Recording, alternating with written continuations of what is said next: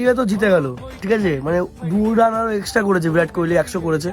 তো যাই হোক, একটা কথা বলবো, ওই মহাকুম্ভের যে গুসাই সাধু বাবা, সে ITI বাবা না কি বাবা বলে, সবাই যারা তোমরা হয়তো চেনো সবাই, তো উনি বলেছিল ওরা যদি সেরা খেলে বিরাট কোহলি রোহিত শর্মা, ইন্ডিয়া জিততে পারবে না।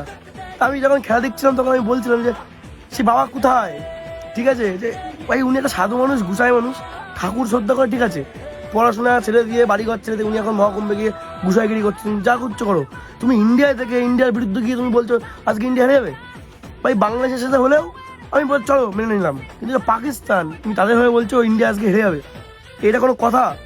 সবাই কমেন্টে একটু ঠেলাগুলো করবে না, বেশি আস্তে আস্তে কমেন্ট করো, ঠিক আছে।